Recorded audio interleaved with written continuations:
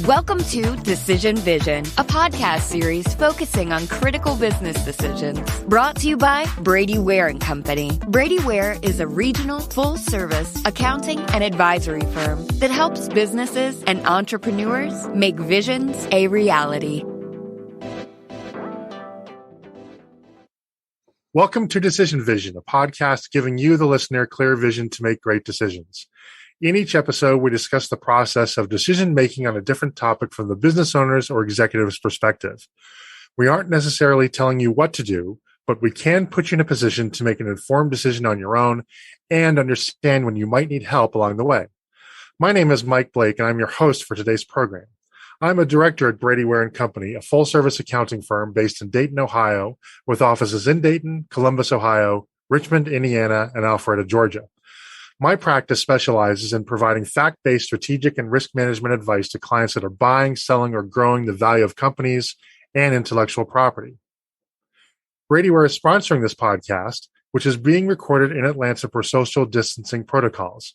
If you would like to engage with me on social media with my chart of the day and other content, I'm on LinkedIn as myself and at Unblakeable on Facebook, Twitter, Clubhouse, and Instagram. If you like this podcast, please subscribe on your favorite podcast aggregator, and please consider leaving a review of the podcast as well. Today's topic is, should I hire a copywriter? According to statistics published by Real Business, and I have no idea, by the way, how real business is or not, but it sounds good, and it's on the internet, so what could possibly go wrong?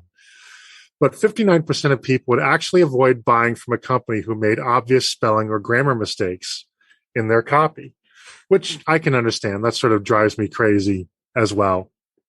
And I think many firms are faced with a decision as to whether or not they should hire a copywriter, because writing has actually taken on a much greater level of importance, I think, than it ever has in human history. And this is with all due respect to LinkedIn videos and YouTube and everything else. And video is certainly out there, and it certainly is an important platform. But there's so much written content out there, and everybody now has connection and access to a global marketplace and a global audience. That, you know, I'm old enough where I can remember my first emails were written on a digital emulated VT100 VAX terminal in the bottom of a computer science lab that I had to get special permission to use. And back then, email was pretty easy, right? Nobody was ever going to see it. We didn't know yet that all caps meant that you were shouting at people. In fact, I think our terminal didn't even have a caps button. Everything was all caps. And now we're in a world that has exploded, where whether we realize it or not, we're writing all the time, right? We don't do phone calls nearly as much as we do. We text. The only way I can communicate nowadays with my 19-year-old son, if I try to actually talk to him in a real conversation or have him pick up the phone, forget it. He's had a phone for 5 years. I don't even think he's set up his voicemail. So I know that that's not a winning proposition. But if I send him a text, I'll get something right back. So whether it's texting, whether it's social media, whether it's newsletters, and we've had an episode not long ago about whether we should hire, you should have a newsletter. But writing is just so endemic now. And I think that there are some real questions as to whether we as decision makers should be writing as much as we are. Is it a good use of our time? Are we qualified to write on behalf of our companies, our information ourselves? And if you want Exhibit A as to the cautionary tale, look no further than the National Football League. We're seeing 10-year-old emails that are being dug up in really only tangentially related legal matter that have so far gotten a National Football League coach fired and are now having Congress calling to potentially subpoena, I don't know under what legal grounds, but I'm no lawyer, but want to subpoena basically years of emails involving the Washington football team. And so, writing is just more important than I think, frankly, it's ever been when you think about it. And because it's so important, the question really boils down to, can we afford to leave writing to amateurs like ourselves. And joining us today to help us understand this question and talk about it is Maria Constantine, who's head of educational partnerships and programs for Mindmaven, and has also been a freelance copywriter for the past nearly 7 years. Maria is an educator turned marketing generalist with a background in educational technology and entrepreneurship, and of course, copywriting. Maria partners with chief executive officer peer groups and organizations to host educational workshops on how to free 8 or more hours per week through reimagining the role of an executive assistant and how to become a leader people are proud to follow. Mindmaven is an executive coaching firm that has spent the last 12 plus years working with hundreds of leaders at companies like Reddit, Thumbtack, and Roblox, as well as heavy hitters in the tech startup world such as Sequoia Capital, Andreessen Horowitz, Benchmark, and First Round Capital. Mindmaven helps leaders drive greatness by unleashing 3 key executive superpowers: leverage, intent, and fellowship. With leverage, you'll free up 8 to 10 hours of your time each week by fundamentally changing how you work with your chief of staff. With intent, you can become more proactive and highly focused on growth, mastery, and the things that matter most. And with fellowship, you learn how to build an irrationally loyal following of people both within your company and greater network. Maria, welcome to the program. Thank you, Mike. It's wonderful to be here. So let's start off, because it may not be obvious to everybody in the audience. What exactly is a copywriter? And what do people in your like you and your copywriting persona, what do you guys do? Yeah, the best way I can describe what a copywriter does is by giving you a little story. So first of all, a copywriter, I would say, is to words as a master painter is to paint. They can take the most basic, most regular, even most boring ideas and turn them into something that's compelling, something that is a masterpiece. As I was thinking about this podcast, it's really interesting. Actually, just this week, I bought a bed frame from a company that I used a couple years back, probably about 6 years ago now. And when I was looking for this bed frame that I just bought this week, I remembered this company from 6 years ago because when I ordered from them the first time, I got this welcome packet along with the bed frame. The bed frame was great, by the way, but what stuck out to me was the welcome packet because the copywriter who created this welcome packet invited themselves into my life. They congratulated me on this piece that was turning a house into a home. They made me feel like they were a friend that knew me, that was part of this journey with me. It was a little bit cheeky. There were some puns in there. I laughed. I took pictures of it and sent it to my friends. And this connection that I had with this person I'll never meet and never know who wrote that is exactly why 6 years later, when I was comparing models and I could go with the same company that I went with 6 years ago, or a new company that had a cheaper bed frame, exactly the same, but cheaper, I went with the more expensive bed frame because I love these people. I feel like they're part of my home buying journey. And that right there is the magic of a copywriter. So do copywriters only serve marketing needs, or are there other needs that copywriters serve? That's a great question.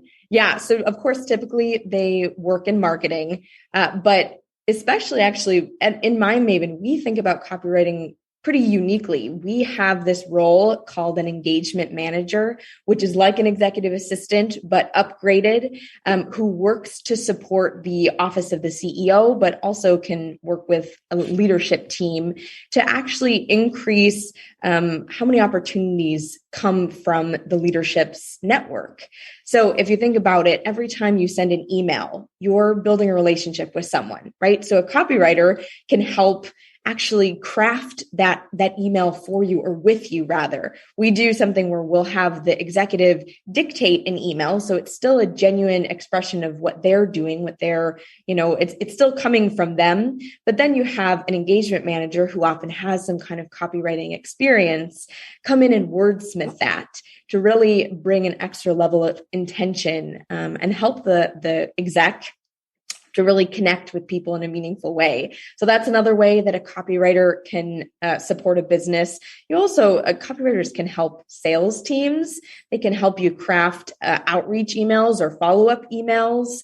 And even, social media is under marketing, but it's not, sometimes there's actually an overlap between customer service and social media. That was something I did in one of my jobs where my role was a social media manager, but a lot of times I just spent, a lot of time writing answers to customers. People would ask us questions. I would answer, but then also engage with them to, again, try to, form that relationship with them. So there's a lot of different ways that a copywriter can support a business. Yeah. It occurred to me that, we see, of course, the gaffe email that a company sends out, right? But I think the most damaging emails or internal communications, not just emails, internal communications are ones that are the most damaging communications are ones that are internal because they don't see the light of day. They aren't intended to see the light of day. And therefore, I wonder if sometimes the authors feel a little bit more careless about them, right? But that internal email or internal communication can be disastrous. It can be demoralizing. It can set you up for liability. It can undermine your brand, right? The wrong communication can send like five very valuable people over to Indeed.com looking for their next job, right? Yeah, absolutely. And so, it just gets back to at least my point. I want to pat myself in the back, but it does get to the point where just writing is so pervasive we don't even think about it. And when you don't think about it, that's where you get killed.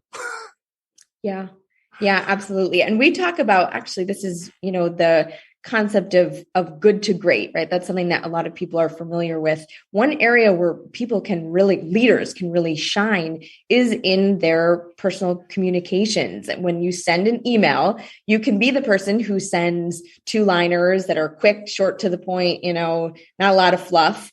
Maybe as a follow-up email to someone that you've met with, you want to just kind of quick grab the things that you both agreed on, you throw it into an email, you send that out.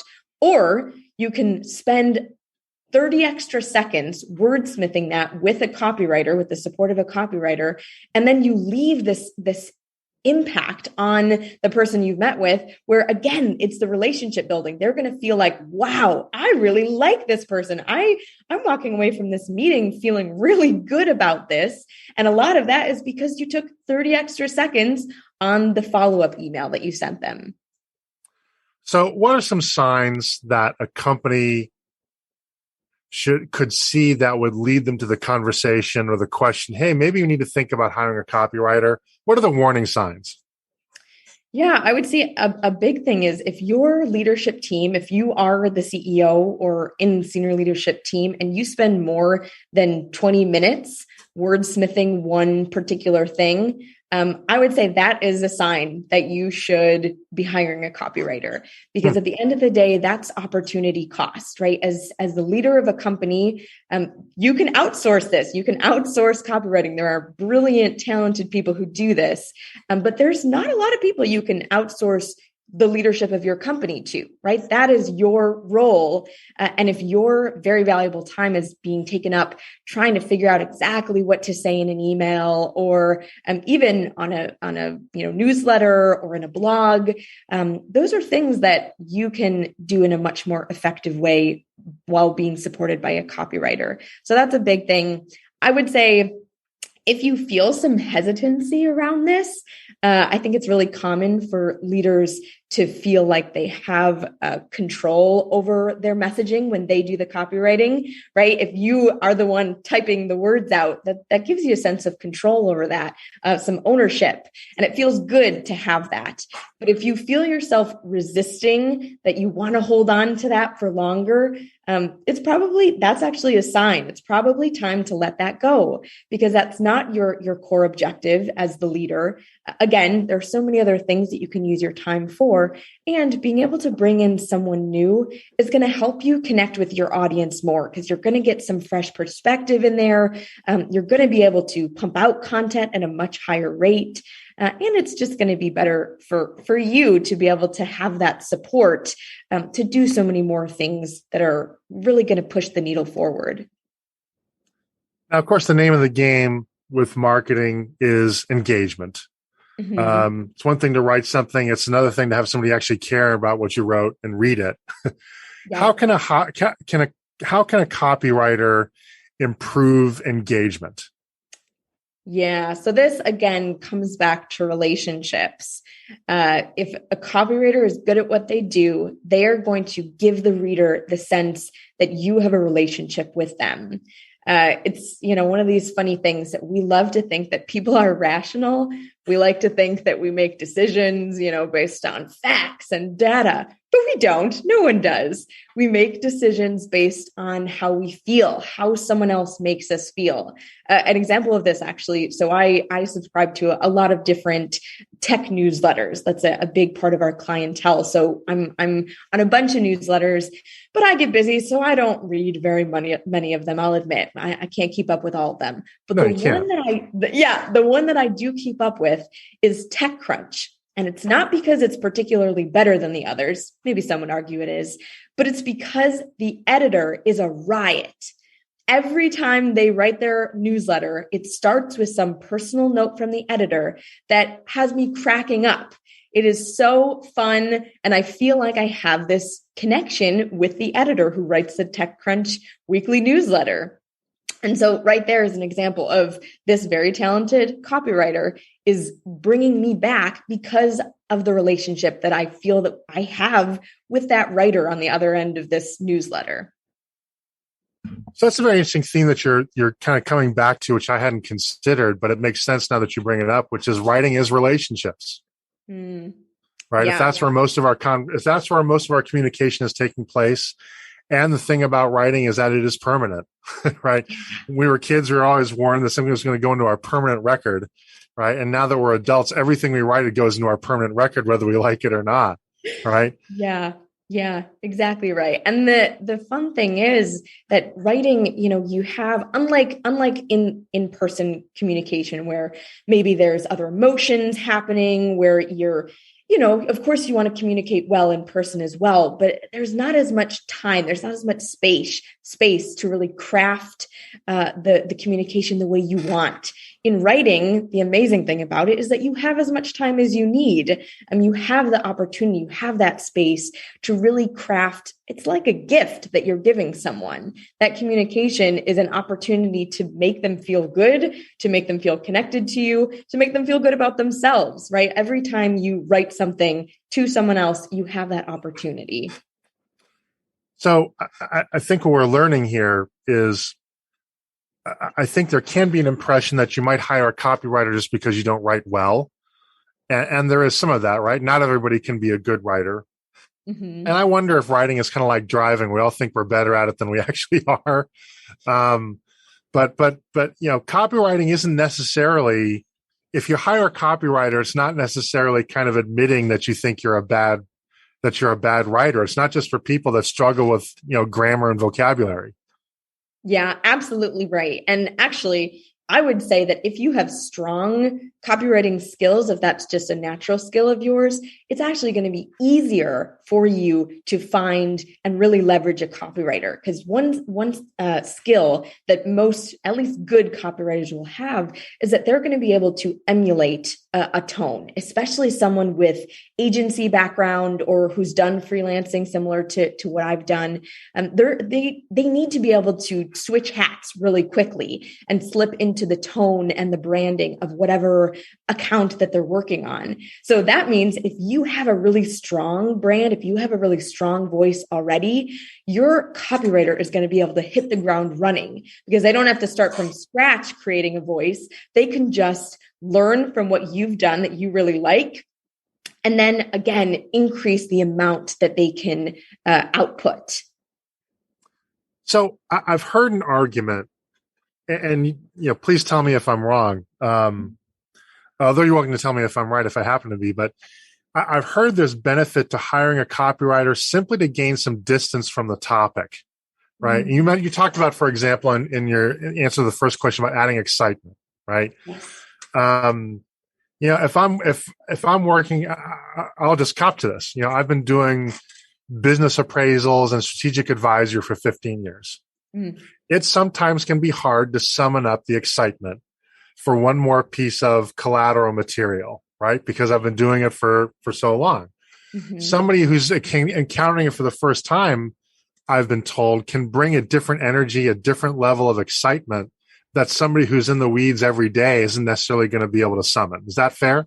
Yeah, I think that's totally fair. And thinking about this, in terms of there are different sort of industries where I would say having someone with familiarity is really important. If you have a very technical business, if you have something very technical that you're trying to communicate, because copywriters, again, you can do the outward facing like marketing copywriting, but you can also do product descriptions, technical, instruction books, those kinds of things. All of that can be done by a copywriter. So depending on what you're looking for this copywriter to do, if it's more technical, of course, having someone in the industry with experience is really essential, really important. But if you're looking for that marketing spark, if you're looking for someone to bring an excitement, to reinvigorate the brand, and even to see your product from the perspective of an audience member who's seeing it for the first time, right? If you think about that, if you've been doing this for so long, you have certain blinders because you know what to expect, this inside and out, but someone from the outside is coming at your product, coming at your service the way your target client would. For the first time, they're going to find the things that make them excited, which is probably going to be similar to what's going to get your audience excited. So what is there a typical model in that are most, and let's narrow this down. We'll talk about for, our audience, most of our audience is comprised of owners or executives in businesses with say $100 million of annual revenue or less. Mm-hmm. For businesses like that, are they more likely to find it beneficial to hire somebody full-time, or are they more likely to find it beneficial to outsource it? Yeah, that's a great question. So freelancers are amazing, right? You can get some incredible work from finding folks on places like Upwork or Fiverr. There's a lot of talented copywriters out there. One thing that you want to know if you're going to be doing a freelance position with a copywriter is that every time you find someone new, every time you find a new freelancer, you are paying them to learn your brand, right? So there's a cost to that. A really good copywriter can do that quickly. But there is a learning time where they're not just going to be able to, if you give them a deadline and say, I need something by the end of today. It might be a stretch for some freelancers where they say, well, you just brought me on. I need time to get to know your brand first, to get to know your product first. If you have someone that's on your team as a full-time copywriter, you should definitely look for someone who can really help you in other areas of marketing as well. Most people who have in-house copywriters, especially for smaller businesses, they don't only do copywriting. When I was a full-time marketing specialist, I was a copywriter, a social media manager, and I ran interviews actually for our sales and training team. So they found areas where they could plug me in, where, all right, you're good at words. Here are the places where we need someone who's good at words. So if you're going to have someone full-time, really think big. And when you hire that person, think about where your needs are and look for overlaps. Because there's, like I said, a lot of copywriters who overlap with funnel building, copywriters who overlap with social media, so many different marketing channels that you can get out of someone who's a copywriter. If you choose to do that, bring them on board full time. So if you are going to go the outsourced route, and I suspect many companies will do that if they're using a copywriter for the first time to sort of try before they buy, where do you find them? Where do they hang out? How do you identify people that are identifying themselves as being capable in that area? How do you find them? Yeah, there's a couple different ways. Upwork is the obvious one. They're a huge hub for copywriters. I would say actually maybe an unconventional one is actually Instagram. One thing about Upwork or even Fiverr, Elance, places like that, is that the copywriter is going to be a little bit mad because part of their pay goes to Upwork, right? Goes to the other platform. Yep. So they have to charge you more, but you're not actually paying them that much. So there's a disconnect there, right? Where it doesn't feel as good as a copywriter to know I'm worth this number, but I have to give part of that to this platform. But if you can go directly through Instagram or even Facebook, maybe LinkedIn, I would say Instagram is a big one where more and more copywriters are starting to create their branded profiles on there. I have a couple friends that I follow. Actually, I'll give you a cup of copy is like one example where she'll just highlight some incredible freelance copywriters that are out there. I think she now doesn't do freelance work, but she still will highlight freelancers. And if you can find someone directly, it's better for you because you don't have to pay them as much because they don't have to bump up their rate to compensate for that, charge from Upwork or whatever else. But then you can also see Instagram is a great place to see their portfolio. A good copywriter will know how to market themselves as well and have a lot of great samples for you to look through. Yeah, and that actually brings us back to a point you touched on that I want to make sure that I addressed. Are there copywriters that are industry specialists that tend to do most of their work in one or two verticals? And if so, is there benefit to that? Is it worth looking for somebody that already has deep or at least deep-ish industry knowledge as somebody that you select for that role? Yeah, so I would say definitely if you're doing a freelance sort of setup, you should look for copywriters who have some experience in the industry where you're working. The reason for that is, again, it's going to shorten that learning curve. I remember I did a freelance arrangement once where I was writing it was like a scientific journal about fishing. And, I've gone fishing with my dad a couple of times as a kid, but beyond that, my knowledge of fishing, technical tools or even the type of fish, I had to do a lot of research to be able to talk about this as an expert. So they were very happy with the product in the end, but they paid me for the research that I did, right?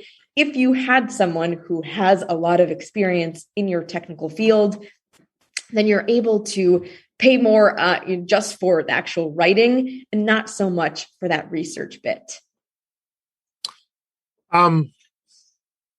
So there's a train of thought, and I do think that there's some value to it that suggests that companies or individuals, executives, owners should do as much writing as possible as they can themselves, because that's the only way to capture their authentic self, right? It's got to sound like it's from your voice, your hand, your fingers, your keyboard, whatever. How much weight do you place on that argument? How do you strike a balance? I mean, or is it a non-issue? Maybe good copywriters are really good at capturing your voice. That's a spurious argument. But what's your take on that?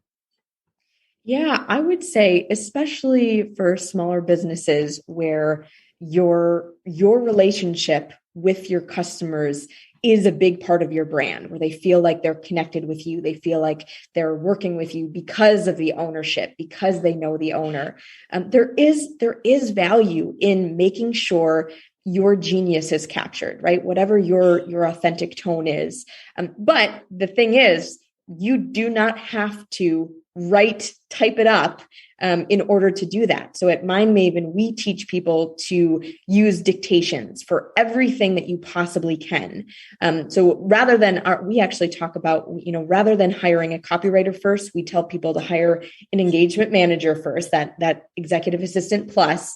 And we have all of our executives, all of our senior leadership team will dictate, whether it's a blog or an email or anything that you would have typed, you can dictate to your engagement manager, and then they type it up and polish it for you. So it's still your voice, it's still your authentic experience, and even just your personality will still come through, but you have a copywriter, especially who's good at editing. If you're going to go that direction, if you're looking for an engagement manager and want someone with copywriting experience, you look for someone who has some editing experience, who really loves the details, very detail oriented, so that they can polish that for you, so that when it goes out, you're not worried about, grammar mistakes or spelling mistakes.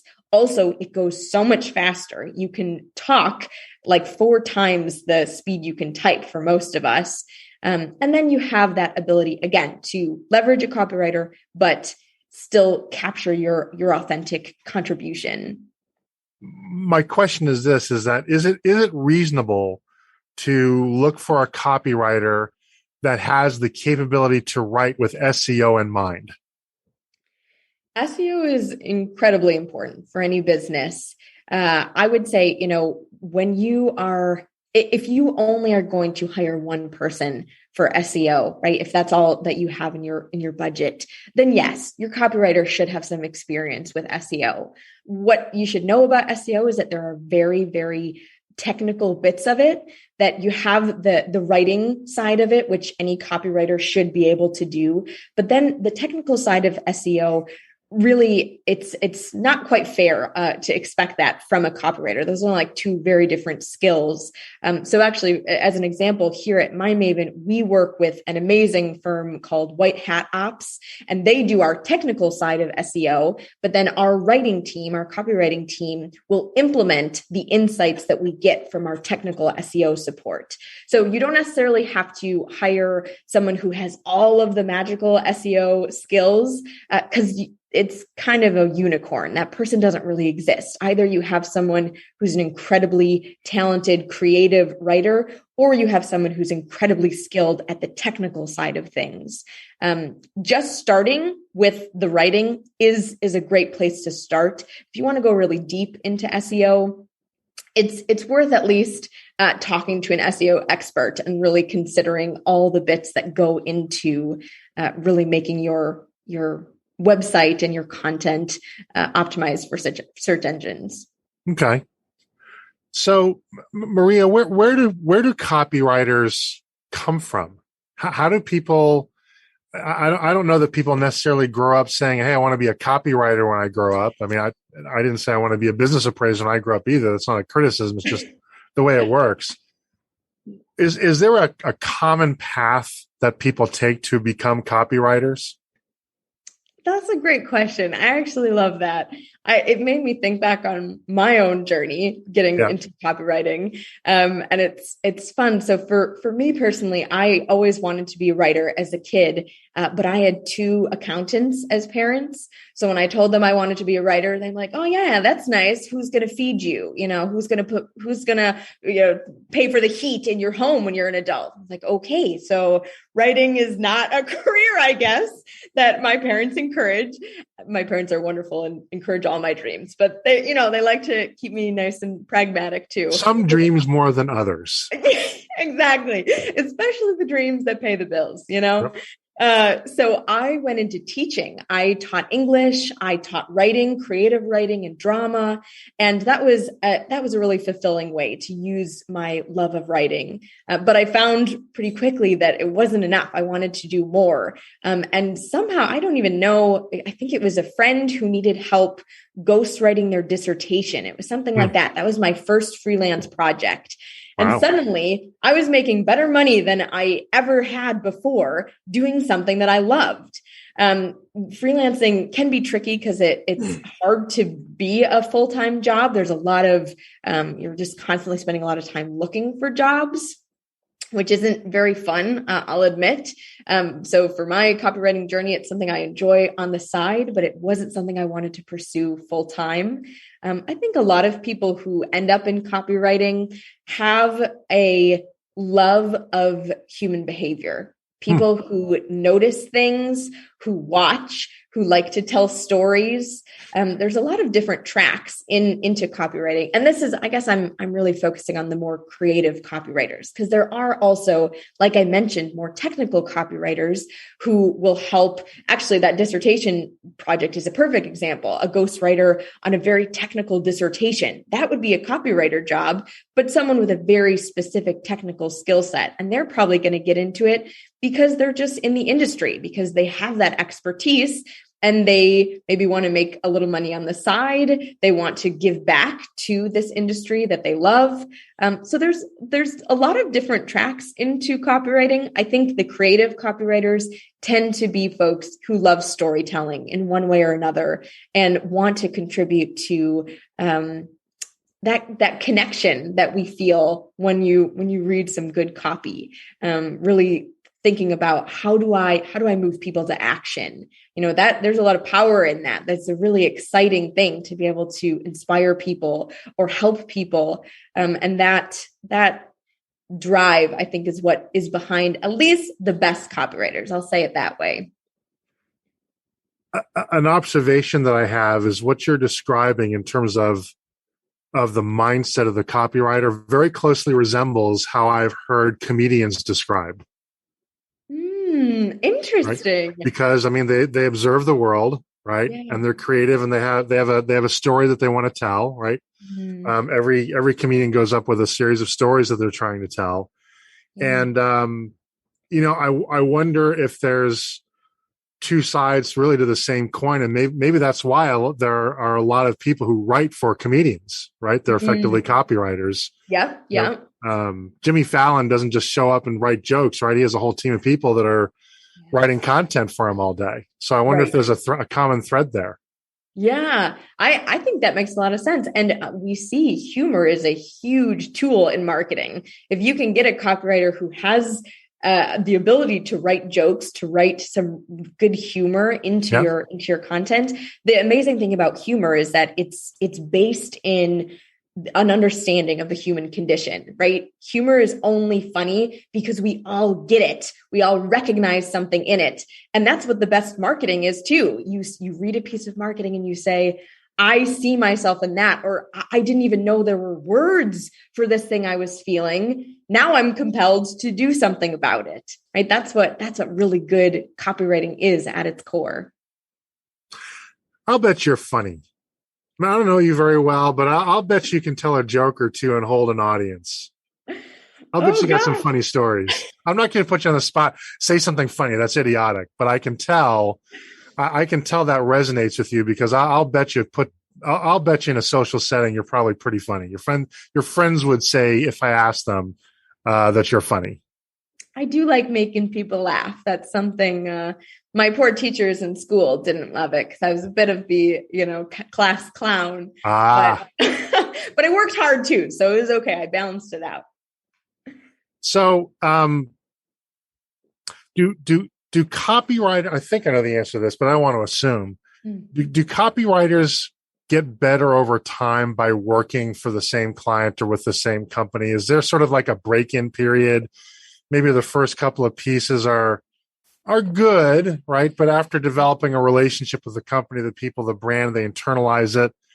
Do they get better? So is this sort of like a break-in period, ramping up period with copywriters, or should you expect them to just be awesome right off the bat? Yeah, I would say a really good copywriter will show you how good they are within the first week. Okay. So that's, a really good copywriter should be able to slip into your tone, into your brand, and produce excellent content within a week. Now, that being said, I think there's a lot of benefit to having continuity with a copywriter, because of course, as they get to know you more, as they get to know your audience more, they're going to be able to really, it's almost like they build traditions with your audience, whether that's through a specific type of spotlight content, or maybe it's the newsletter, having a specific style of how you start the newsletter, right? That you need continuity for that. You can't, it's much harder, I should say. I won't speak in absolutes there, but it's much harder to do that if you have a different copywriter doing your newsletter every quarter or so. Building that long-term relationship is something that is easier if you have someone there to really go deep with your audience. One thing really that comes out of that as well is kind of like what I mentioned with the social media. Sometimes the copywriter is on the front line to actually consume feedback from your customers. Maybe because your customers are responding to the emails that they wrote. Maybe it's because they're reaching out on social media or, engaging in comments, and your copywriter is responding, right? So they're there really as a like forward-facing person to your audience, and having them around for a while allows you to have really valuable insights from your audience, but it also allows them, your copywriter, to then write with that insight in mind. And a lot of what copywriters do is hard to translate or to like capture in a best practice. Sometimes it does come down to your copywriter genuinely feels they have a connection with your audience. And so that comes out.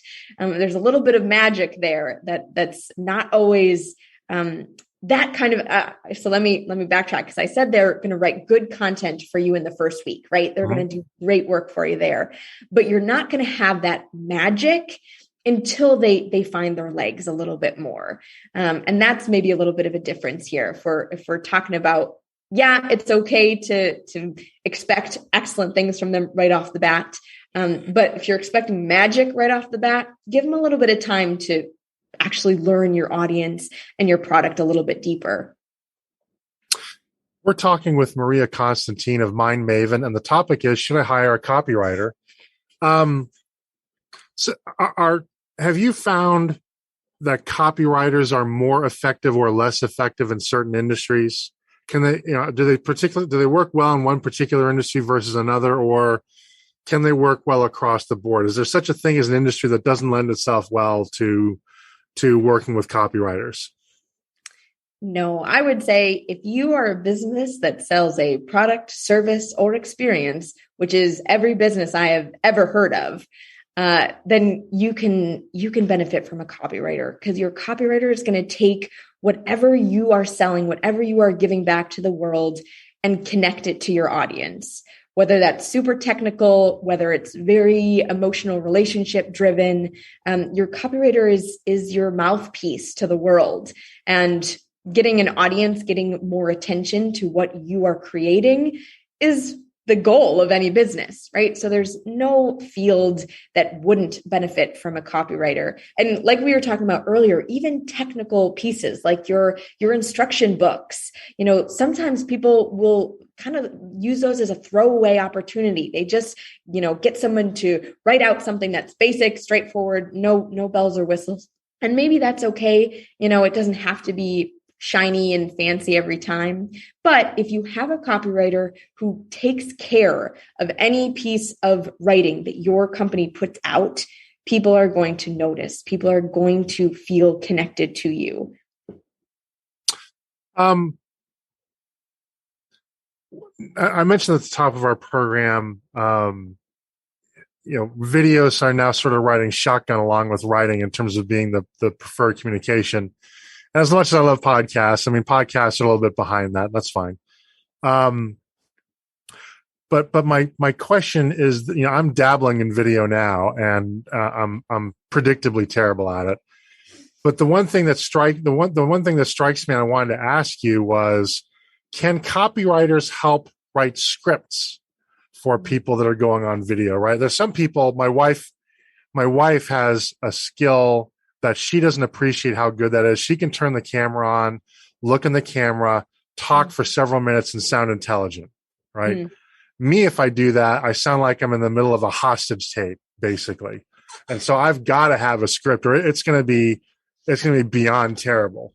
And so my question is, are copywriters now, are they providing services to help people write scripts for their videos? Absolutely. Yeah. I did a freelance gig for a company that had only two products, if you will. They created SEO-rich websites, and they created videos sponsored by cities to attract tourists. That was all they did. and they had two teams of writers for both products. They had a team of writers that did SEO, and they had a team of writers who created the scripts. And more than that, they created the storyline of the video. Because at the end of the day, a good video is a storytelling tool. If your video has a beginning that captures you, a middle that has some kind of conflict that you're resolving, and an end that wraps up and makes you feel good or like you want to know more, then that video is successful. That is an amazing storytelling tool. So to have a writer support you on creating scripts for videos makes so much sense. And even better, there are some copywriters. I've actually done some work in my freelance career where I wrote the storyline of the video. I wrote the copy that actually showed up on screen, and I created the video. I have a little bit of video experience, so I did the whole thing for them.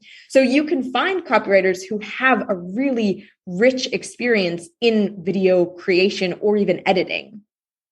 So we've learned, ladies and gentlemen, that Maria is a triple threat here. I don't know about that. I find problems and I solve them, you know? So Maria, this has been a great conversation. We're running out of time, and I'm sure there are questions that I might have asked and our listeners would have liked me to ask we didn't get to, or maybe a question that they would have liked us to go into more depth with. If somebody wants to follow up with you on this conversation, can they? And if so, what's the best way to contact you? Absolutely. You can find me on LinkedIn as myself, Maria Constantine. I'm also behind the Mindmaven Twitter at MindmavenHQ. You can also email me, maria.c@mindmaven.com. And then you can also always reach out on our website, mindmaven.com. That's going to wrap it up for today's program. I'd like to thank Maria Constantine so much for sharing her expertise with us. We'll be exploring a new topic each week, so please tune in so that when you're faced with your next business decision, you have clear vision when making it. If you enjoy these podcasts, please consider leaving a review with your favorite podcast aggregator. It helps people find us so that we can help them. If you would like to engage with me on social media with my chart of the day and other content, I'm on LinkedIn as myself and at Unblakeable on Facebook, Twitter, Clubhouse, and Instagram. Once again, this is Mike Blake. Our sponsor is Brady Ware & Company, and this has been the Decision Vision Podcast.